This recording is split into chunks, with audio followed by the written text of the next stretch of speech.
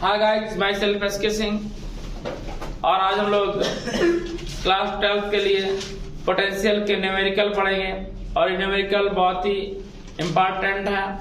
तो इस न्यूमेरिकल की जब बात करेंगे बच्चा तो न्यूमेरिकल पहला कह रहा है तो a cube of side B has a charge Q at each of its vertex. Determine its potential and electric field at the center of Q. बच्चा हिंदी में लिख लो, हिंदी वाले लिखेगा। एक घनाभ, हाँ चलो एक घनाभ जिसके प्रत्येक कोने पर एक घनाभ क्यूब का घन, एक घन जिसके प्रत्येक कोने पर क्यू आवेश रखा है, प्रत्येक कोने पर क्यू आवेश रखा है तथा घन की भुजा बी हो तो, घन की भुजा बी हो तो घन के केंद्र पर वैद्युत विभव ऑप्शंस और वैद्युत क्षेत्र की तीव्रता ज्ञात करना है। घन के केंद्र पर वैद्युत विभव और वैद्युत क्षेत्र की तीव्रता ज्ञात करना है। बच्चा हम 4 ऑप्शन दे रहे हैं, जो सॉल्व कर लेगा उसको 20 रुपीज की चॉकलेट मिलेगी। ठीक है ना। तो बच्चा ऑप्शन फर्स्ट ऑप्शन बंद करिए बेटा, ए बी और दूसरा इलेक्ट्रिक फील्ड है। B option 0 comma 1/4 pi epsilon naught Q by B. पहले ऑप्शन में इलेक्ट्रिक पोटेंशियल है और दूसरा क्या है, इलेक्ट्रिक फील्ड इंटेंसिटी है। थर्ड ऑप्शन है 1/4 pi epsilon naught 4q by √3b comma 0। और फोर्थ ऑप्शन है हमारे पास 0 comma 1/4 pi epsilon naught 4q by √3b। तो ये हमारे पास सी वाला 4 ऑप्शन है। तो बच्चा सॉल्व करिएगा और जो इसको सॉल्व कर लेगा उसको चॉकलेट मिलेगी।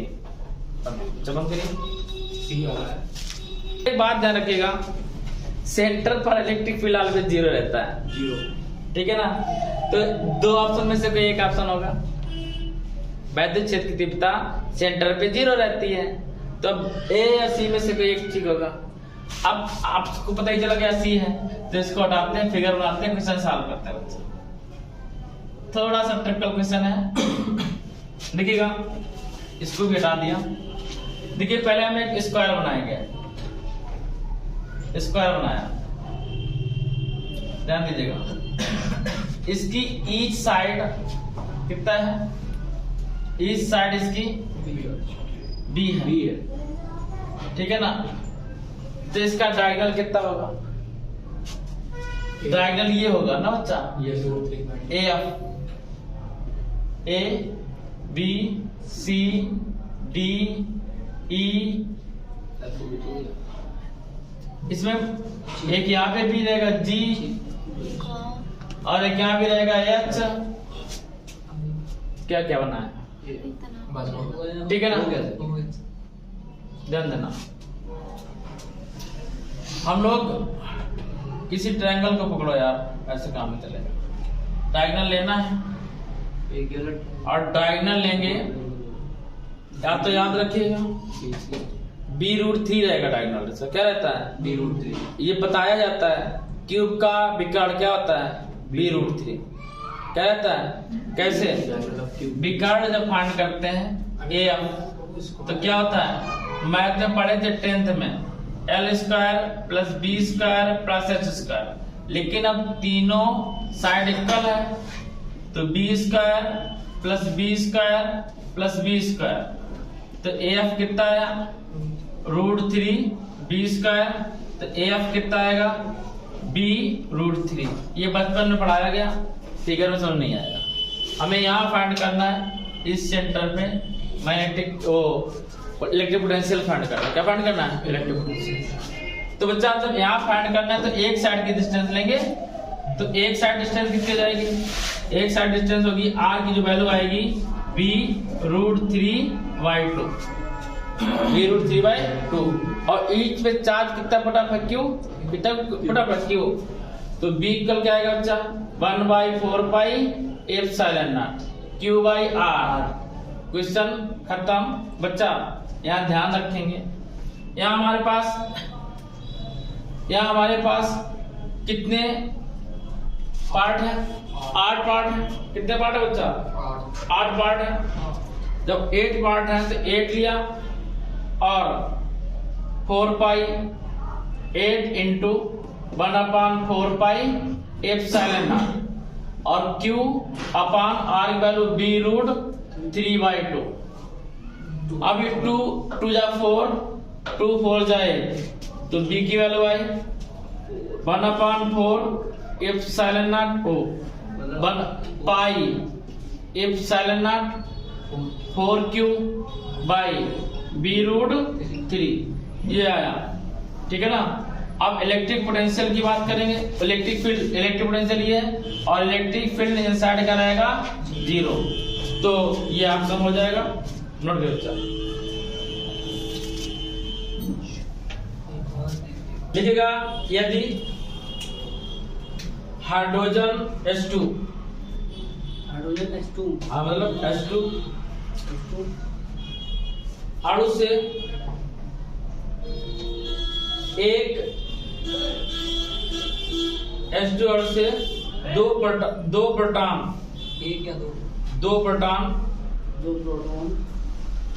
हटा दिए जाएं, प्रोटॉनों के बीच की दूरी 1.5 एंगस्ट्रॉम तथा 1.5 एंगस्ट्रॉम तथा इलेक्ट्रॉन से दोनों आवेशों पर 1 एंगस्ट्रॉम की दूरी पर रखे हैं, तो ज्ञात कीजिए इसी से ऊर्जा कितनी होगी।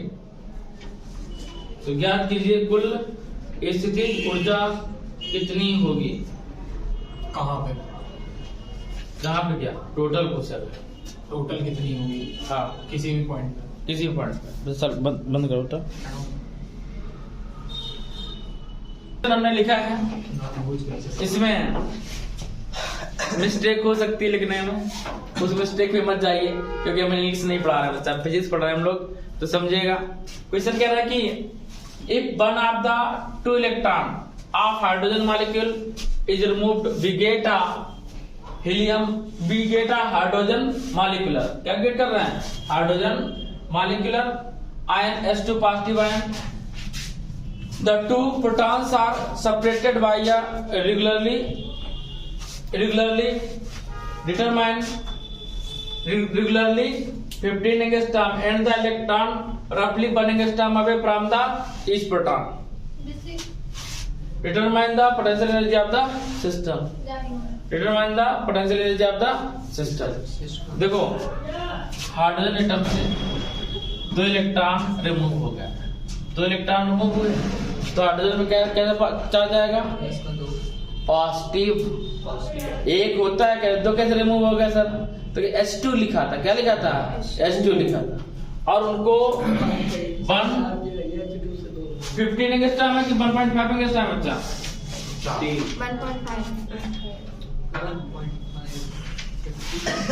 1.5 एंगस्ट्रॉम पर सेपरेट किया गया बच्चा, 1.5 एंगस्ट्रॉम पर सेपरेट किया गया, 10 टू पावर -10, ठीक है ना, नहीं तो आ जाता है ना बच्चा। 1.5 एंगस्ट्रॉम पर सेपरेट किया गया, लेकिन बुरा तो लगता है। Q1 पॉजिटिव और Q2 पॉजिटिव, ठीक है ना। और एक इलेक्ट्रॉन दोनों से अट्रैक्ट कर रहा है, ठीक है ना, एक इलेक्ट्रॉन दोनों को अट्रैक्ट कर रहा है, समझ रहे इलेक्ट्रॉन की पावर क्या करते हैं। हाँ याद है हमको पूरा। हाँ। तो बच्चा और ये कितना 1 एंगस्ट्रॉम रखा है, मीन्स 1 एंगस्ट्रॉम रखा है ये हाँ ठीक। क्या फाइंड करना है? पोटेंशियल एनर्जी, स्थितिज ऊर्जा। क्या फाइंड करना है? तो बच्चा कहाँ निकालेंगे हम? क्या होती है देखो, इसे Q3 सपोज करें। क्या सपोज करना है? Q3। और Q3 वाला क्या है? Minus Q। तो Q1 प्रोटॉन है, Q2 वो प्रोटॉन है, और proton value 1.6 10 to power minus 19 coulomb. Q3 की value minus 1.6 10 to power minus 19 coulomb. Potential energy लिखा यहाँ साइनिंग नहीं ना बच्चा? ठीक। 1/4 pi epsilon naught potential energy लिख रहे हैं। और 3 के लिए निकालेंगे। एक पोटेंशियल एनर्जी ये रहेगी, एक ये रहेगी, और थर्ड ये रहेगी बच्चा। ठीक। तो Q1 Q2 क्या? Q1 Q2 अपान R स्क्वायर होता है कि R होता है? अपान R होता है। R स्क्वायर होगा तो फोर्स हो जाएगा। क्या हो जाएगा? फोर्स। और R की वैल्यू कितना? 1.5 into 10 to power minus 10 plus. अब Q1 Q3 लेंगे। Q1 Q3 1 into 10 to power minus 10 plus Q1 into Q2 sorry Q3 into Q2 1 into 10 to power minus 10। ठीक है ना? सबको पता है। बहुत सिंपल क्वेश्चन है बच्चा। इसको लिख सकते हैं 9 इंटू 10 टू पावर 9। देखो Q1 Q2 की वैल्यू सेम है। 1.6 10 to power 19 1.6 10 to power minus 19, केवल माइनस साइन का डिफरेंट है। तो हम लोग 1.6 इंटू 10 टू पावर माइनस 19, और कितनी बार है? दो बार है। कितनी बार है? दो बार। तो ये हम लोग कॉमन ले लेंगे 1.6 10 टू पावर माइनस 19। बस समझ आई? कैसे Q1 की वैल्यू ये है और Q2 की वैल्यू भी यही है। Q1 की वैल्यू यही, Q3 की वैल्यू भी यही, लेकिन माइनस साइन है। तो सही ना? माइनस। बात समझ आ रही नहीं? अब बच्चा सभी में देख रहे हो 10 टू पावर माइनस 10 कॉमन है, तो 10 टू पावर माइनस 10 क्या लिया? कॉमन लिया। अब हम लोग यहाँ पे लिखना है Q1 Q2। तो 1 बचा 1 अपान 1.5। यहाँ Q1 किसमें पॉजिटिव है, Q3 किसमें नेगेटिव, प्लस माइनस माइनस 1/1। ठीक है ना? और यहाँ Q3 माइनस में, Q2 पॉजिटिव में, तो फिर मान बचेगा और 1/1। क्वेश्चन खत्म। 10 पावर ऊपर जाएगा, प्लस क्या हो जाएगा? 10 और 9 19। ये इक्वल कितना है? 9 1.6 इंटू 1.6 कितना? 2.56 2.56। 16 गुणे 16 256। ठीक है ना? इतने होता ना? 196 तो नहीं होता। 196 किसका होता है? 14 का। अब मैं तुम्हारी काफी अच्छी होगी भाई। Minus 19 minus 19। इसमें एलसीएम लिया 1.5 का। किसका? 1.5। तो 1 माइनस 1.5 माइनस 1.5, तो 1.5 1.5 3 1 लेस किया 2 9 2.56 10 to power minus 19 into minus 2 upon 1.5। Point रखे 0 बढ़ाया, कितना आया? 19 आया। 15 6 90। अभी हम इसको सॉल्व नहीं करेंगे। 6 2 12। तो बच्चा ये हमारे पास आया u equal 12 into 2.56 10 to power minus 19। और किसका है ये? माइनस का। किसका है बच्चा? माइनस। माइनस का। आप ध्यान दीजिए, हमें इलेक्ट्रिक वोल्ट में फाइंड करना है। ये जूल में आंसर आ गया। इलेक्ट्रिक वोल्ट में फाइंड करना है तो 12 2.56 10 to power minus 19 upon 1.6 10 to power minus 19। 19 से 19 कट कट और 16 टाइम जाएगा 1.6 टाइम, कितना बचा? 1.2 सॉरी 12 into 1.6 इलेक्ट्रिक वोल्ट। तो आंसर आएगा 72 की 2 80 से और 12 के 12 7 19 माइनस का 19.2 इलेक्ट्रिक वोल्ट। क्वेश्चन खत्म बच्चा यहीं से, कह रहे थे आपसे 19.2 माइनस का आंसर। ठीक है ना? तो क्वेश्चन यहीं पे खत्म। नोट करिए बच्चा, क्वेश्चन खत्म यहीं पे। तो बच्चा अब हम लोग आगे नेक्स्ट क्वेश्चन की ओर बढ़ेंगे। अभी नेक्स्ट क्वेश्चन है electric potential at an equipotential surface due to point charge 10 to power minus 9 coulomb 10 to power minus 9 coulomb is 9 volt.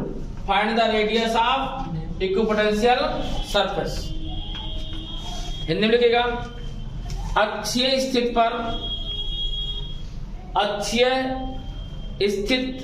पर वैद्युत विभव, अक्षीय स्थिति पर वैद्युत विभव 9 वोल्ट 10⁻⁹ कूलम आवेश के कारण 10⁻⁹ कूलम आवेश के कारण दिया गया है। तब अक्षीय स्थिति की त्रिज्या फाइंड कीजिए। अक्षीय स्थिति की त्रिज्या फाइंड कीजिए। बच्चा जो लोग इंग्लिश मीडियम के बच्चे हैं, तो जब मैं हिंदी में बोलता हूं तो उस टाइम आप अपना क्वेश्चन किया करिए, ये आपके लिए टाइम दिया जाता है। और जो इंग्लिश मीडियम वाले हैं, जो हिंदी मीडियम वाले हैं, वो भी अपना 2 मिनट रोककर क्वेश्चन सुन के अपना कॉपी पे नोट करें, इसके बाद क्वेश्चन सॉल्व करें बच्चा। तो ध्यान दीजिएगा। आया आंसर किसी का बच्चा? बोलिए, मान लोगो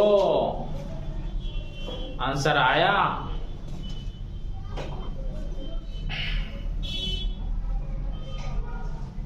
नहीं आया ना?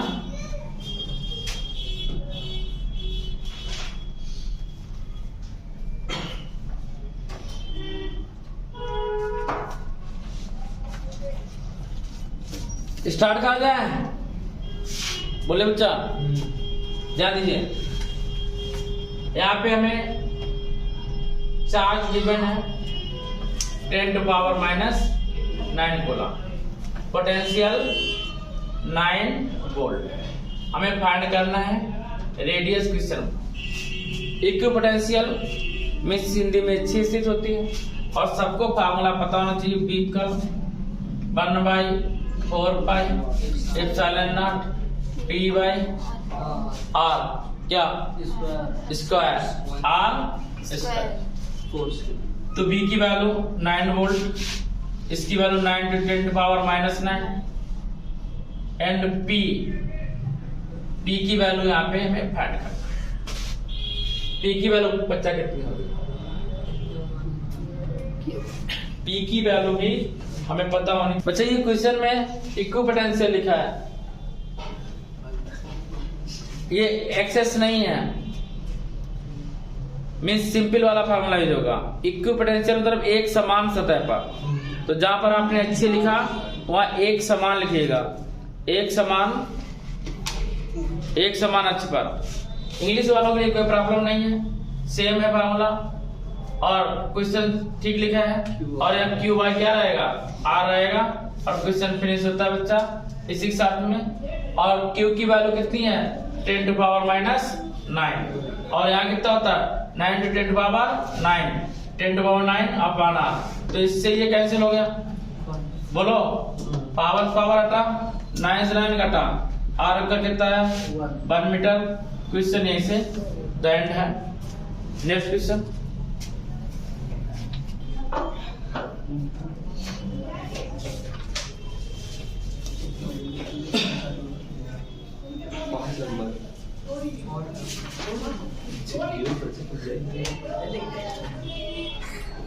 बंद करना।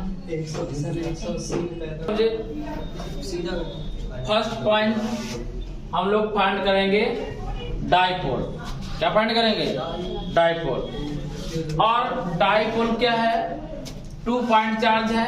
एक है 1 × 10⁻⁻⁶ और दूसरा है -1 × 10⁻⁶। ऑलवेज माइनस वाला पहले लिखा जाता है, बताया था हमने लेडीज फर्स्ट, और सेकेंड 1 × 10⁻⁻⁶ बोला। इनके बीच जो सेपरेशन है 2 सेंटीमीटर। कितना बच्चा? 2 सेंटीमीटर। इसको मीटर में कन्वर्ट किए कितना आएगा? 2 × 10⁻⁻² मीटर। तो P फाइंड किए। P क्या होता है? Q × 2L। तो 2 का मल्टीप्लाई नहीं कराना है, सबको पता है 2L वैल्यू कितना है? 2 × 10⁻⁻²।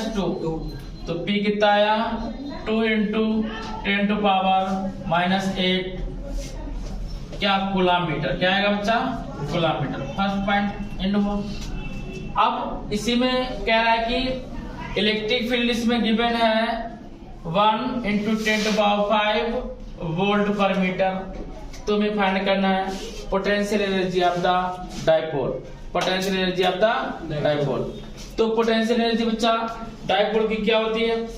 तो U = -PE cos θ। क्या होती है? U = -PE cos θ। जब पोटेंशियल एनर्जी फाइंड करेंगे -PE cos θ।